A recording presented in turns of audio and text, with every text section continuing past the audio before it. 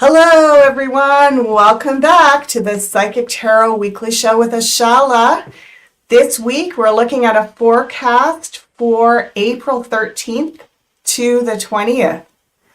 Before I begin, I just want to remind you to like, share, and subscribe to the Beyond Mystic YouTube channel. And if you would like to book your personal consultation with me at Beyond Mystic, use code capital Beyond Mystic to receive 10% off, and you can see that code below. So I'm going to begin by shuffling the cards. I've got a brand new deck this week. I decided I was going to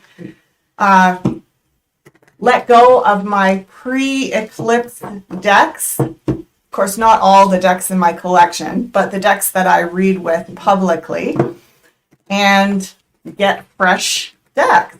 So here we are. We've got a fresh deck. It's very slippery. The cards are sliding around. And this is the first time I've used it. So this is kind of exciting. I want to welcome you all. White Rose, Peggy, Frederick. Thanks for joining us here. How are you all feeling after that eclipse? Wasn't it so powerful? You know, I really sense that there's a lot of beautiful upgrades that have come over us or become available to us. And again, I like to refer to these eclipses similar to solstices and equinoxes, only of course they're a lot more potent. These eclipses are like timestamps. They're time markers that offer us an opportunity to have a boost in our up-leveling, so to speak. Okay, that feels about right.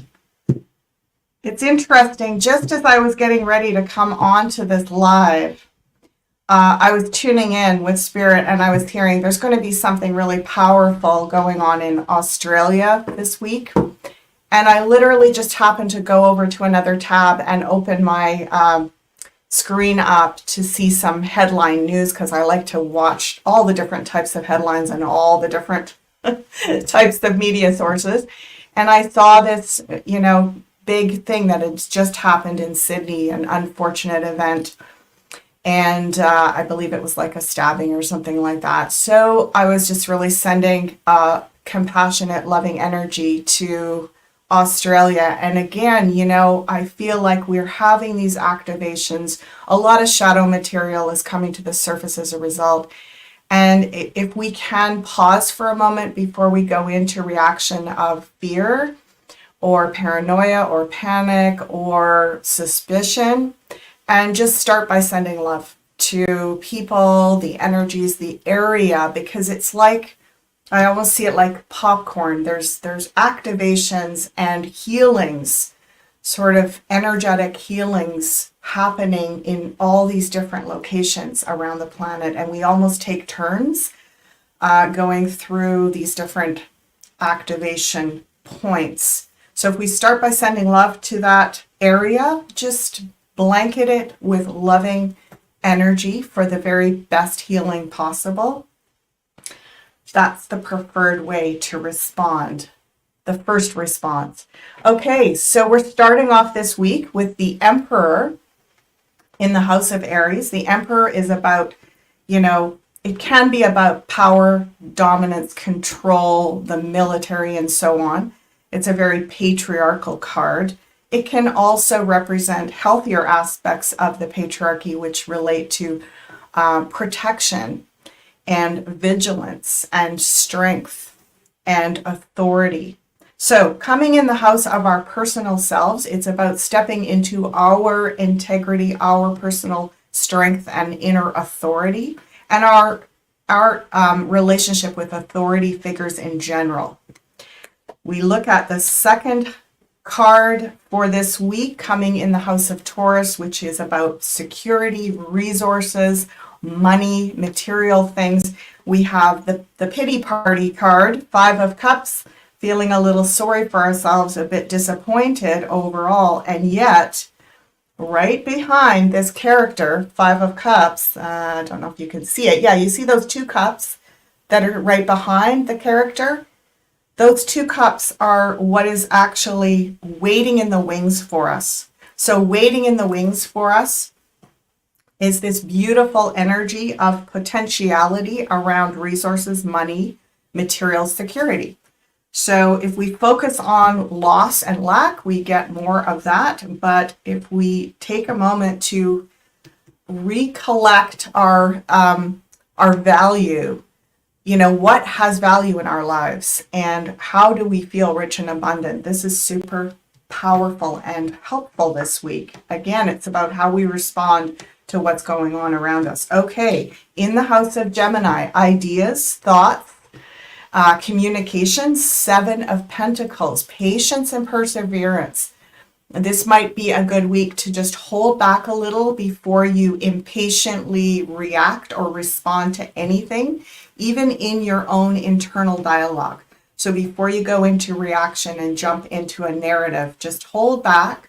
What is that, you know, little statement of wait 5 minutes and just let the first response kind of go over and go a little bit deeper into yourself and just ground and feel what is your deepest response to whatever is going on. Your strongest response, right? That emperor there, we're going to find our strength this week. We're going to find some aspect of our inner strength.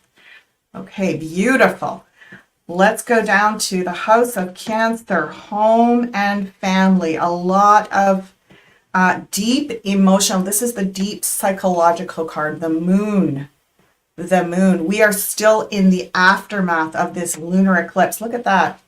See that? It is literally looks like a lunar eclipse. You can't really see it because there's a glare on this camera here with the light, but there is literally a moon in front of the sun there in this card. And we are still feeling this. And the area we feel it the most is in our, I want to say our home base, our sanctuary, something about not quite feeling safe or feeling a bit vulnerable, feeling very sensitive, emotionally sensitive around family dynamics, past issues with family members, things that have been sort of, you know, on the back burner, maybe even for years. This week, it's going to feel hard to ignore some of that stuff. Let's see what else comes through to support us with that.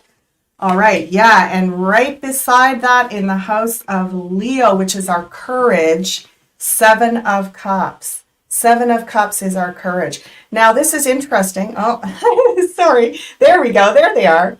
You see all those different things popping out of the cups there? There's like some scary looking stuff and some maybe hopeful looking stuff. So it's a mixed bag this week in terms of how we are feeling.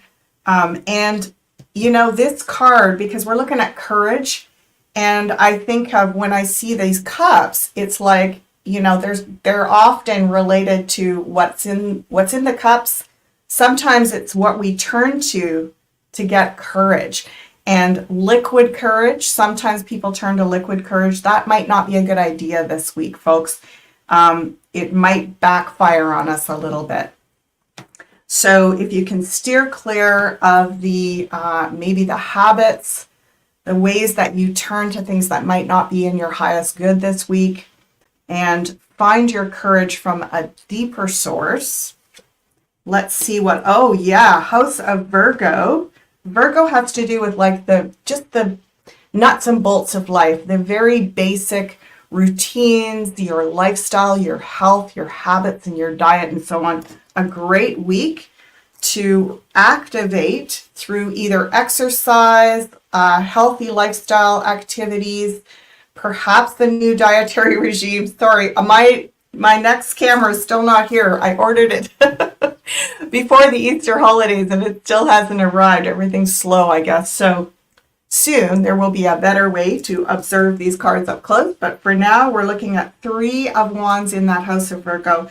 It's a lot about keeping everything moving, keeping the energies moving, not letting things stagnate this week. Look at that, because we've got that moon here, the Seven of Cups here, there could be a bit of emotional and energetic stagnation. So stay physically active, eat well, eat light.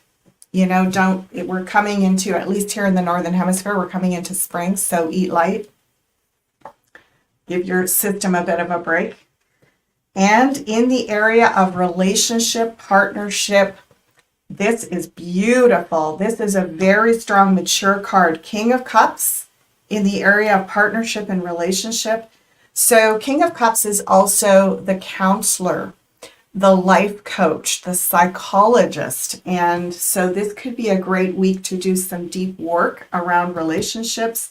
We may be able to tackle things with a lot more emotional maturity this week than we have been able to recently. So that's really strong. And it feels like there's a real sense of wanting to show up in relationships, show up for each other, be strong for each other. So I love to see that. In the house of Scorpio, endings and new beginnings, death and rebirth, we have that little Page of Pentacles. Again, a lot about diet, lifestyle, health.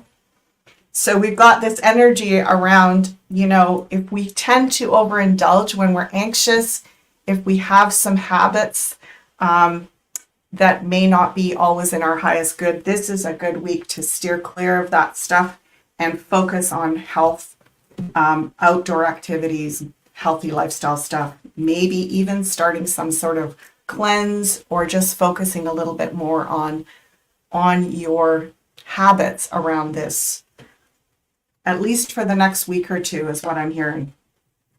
Gosh, yes. So here in the house of Sagittarius, this is travel, adventure. This is higher philosophy. It's spontaneity. We have a beautiful card, Empress. The Empress there, well, there's a couple of things. Even though we aren't anywhere near Mother's Day just yet, there is a feeling of some kind of plan around Mother's Day this year, around connecting with your mom. And this is also a great week to be in nature. So we've had a couple of more cards that relate to getting outside, getting your feet on the ground. I always love to promote earthing, wearing just, you know, either being in your bare feet or wearing some sort of leather-soled shoes so that you can literally get the energy of the earth up through the soles of your feet. Super healthy and restorative this week. It always is. But when I mention things, when they come up in the forecast for the week, it means that they are extra highlighted. You'll get even more benefit this week by doing this than you would on an average week. So it's worth giving it some consideration. Okay, look at this. King of Pentacles in the top house, the house of Capricorn, which is really our sort of purpose, our self-actualization, career. You know, this is an upgrade in a lot of ways, and it is also about a financial upgrade. It's about drawing in potential supports. This could be patrons, people that want to support the work you do. It could be investors. And if you're in business, this is a great week to ask for support, for loans, for investors, and so on. If you're not in business, it's a week where, you know, it's interesting. We saw that disappointment here around the frequency around money and security and material resources. And yet, look at this, really strong up here in the area of where we're headed in terms of self-actualization with financial resources, looking really good. So if we can stop looking down at what isn't working and keep our eyes on the prize, this week we could really expand and take some big steps towards our greater financial wealth and abundance. So looking at, you know, any sort of wealth and abundance, energy clearing would be really fantastic.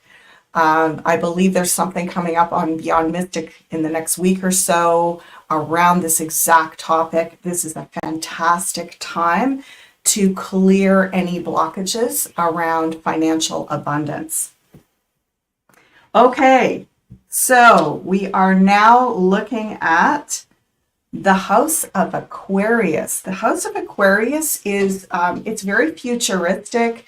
It's very much about, the betterment of humanity, including different technologies, sort of futuristic vision.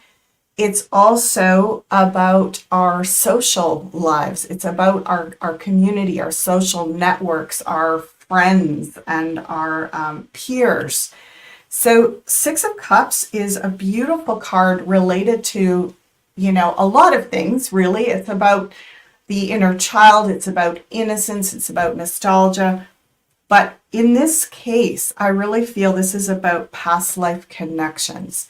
So this week is a time where we may find ourselves sharing deeply with people that we have past life connections with.